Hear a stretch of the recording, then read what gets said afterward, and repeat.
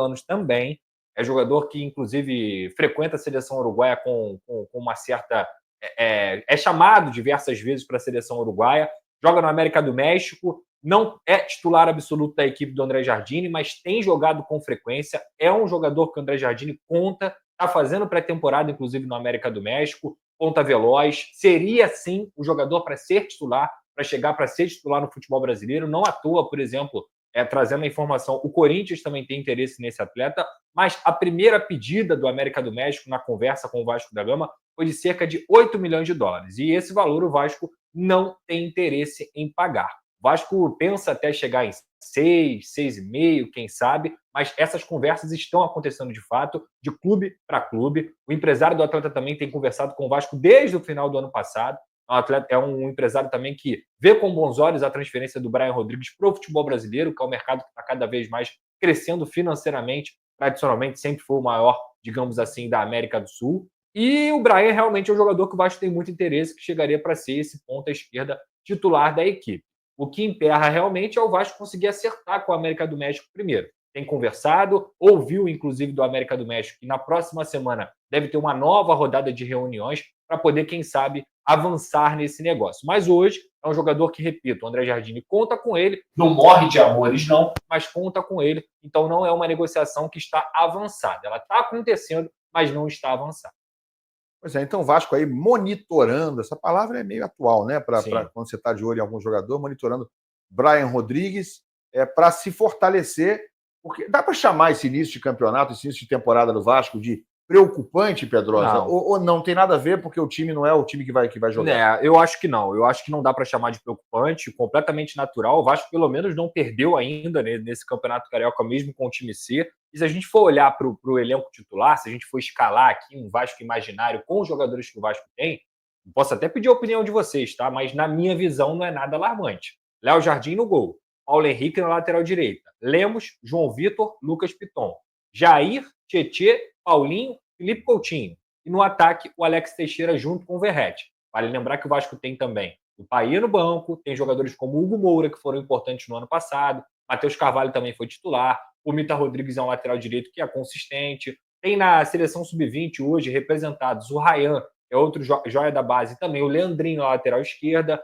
Então, assim, o elenco do Vasco, o que o elenco do Vasco precisa hoje urgentemente?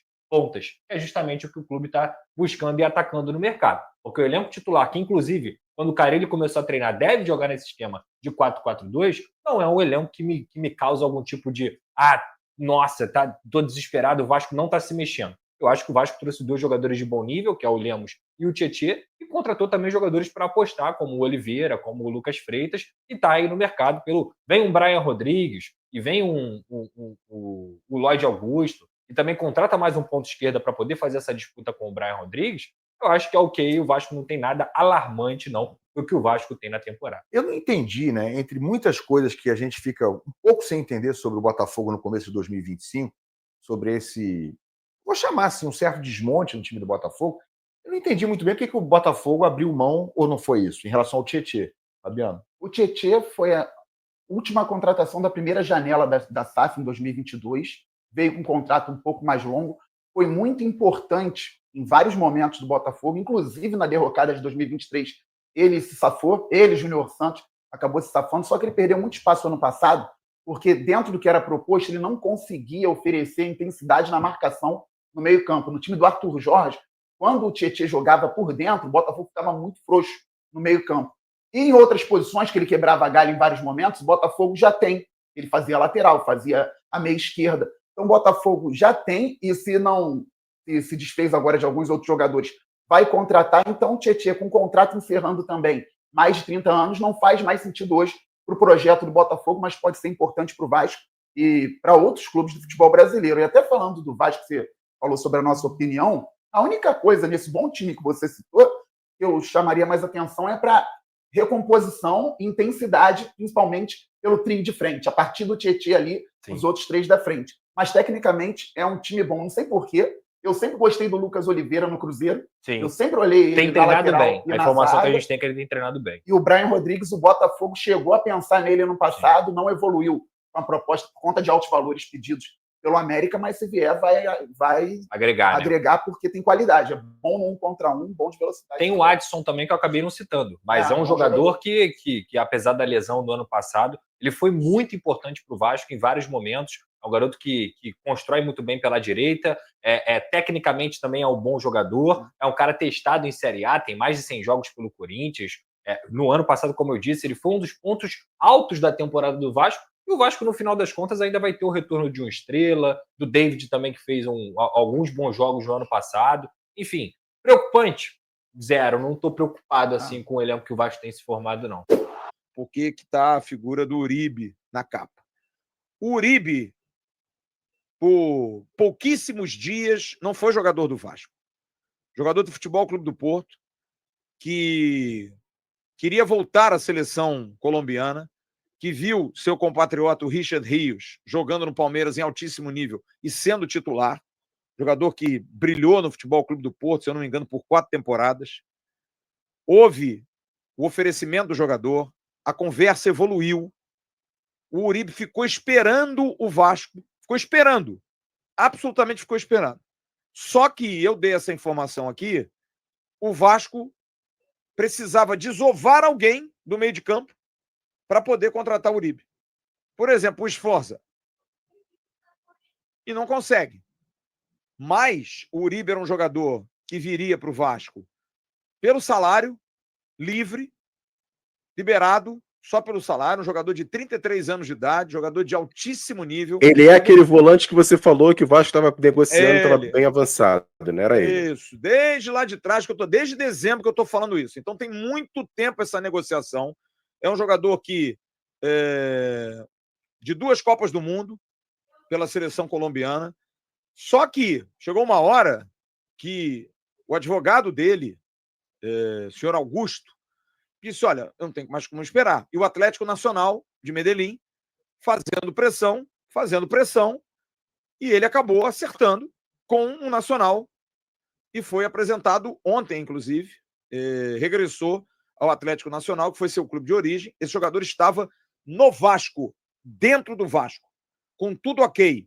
Proposta enviada, o Vasco viu, analisou, teve interesse, mas não teve como fazer o negócio. Por falta de dinheiro, o Vasco perdeu o Uribe para o Atlético Nacional de Medellín. Era um jogador que estava dentro do Vasco negociando há quase um mês. Para a gente ver como é que é a situação do Vasco. Não é só uma questão de lentidão, não é uma lentidão premeditada.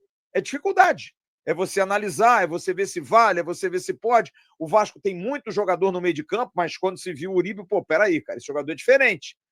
Esse jogador teve, ano passado, a bica de vir para o Flamengo. O Flamengo queria esse jogador. Tem para trazer esse jogador para o Flamengo. E ele não veio.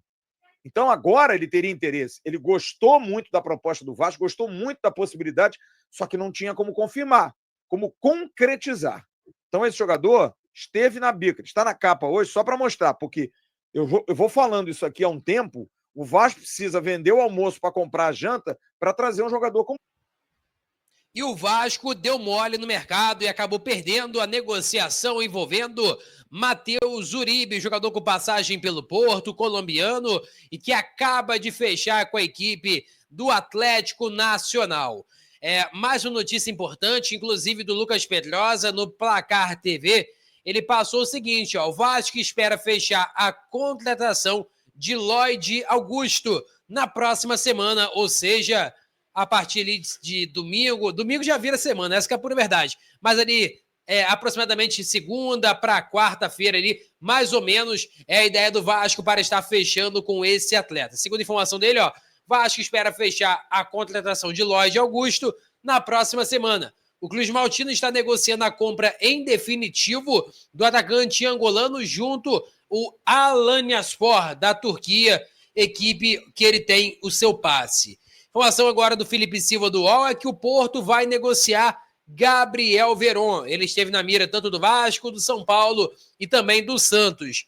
A ideia do Porto era negociar com o atleta de formato em definitivo. Porém, agora, com a escassez de opções em definitivo para Gabriel Veron, o Porto vê a possibilidade que possa negociar o atleta novamente por um empréstimo. E aí o Vasco estava interessado, pode ser ali uma opção para compor o elenco do técnico Fábio Carille. Você gostaria de ver 11, sim ou não? Quero saber a sua opinião. E também sobre Lloyd Augusto e Brian Rodrigues.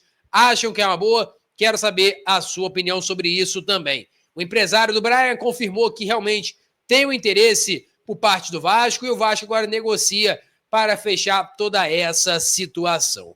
Peço a você que deixe o like, é muito importante para o nosso canal. Acione o sininho de notificação para não perder nenhum conteúdo. Nossa meta, olha, falta muito pouco para alcançar 50 mil. Eu conto muito com a sua ajuda e também com a sua moral. Ficamos por aqui, valeu, tamo junto e é nóis! Fui!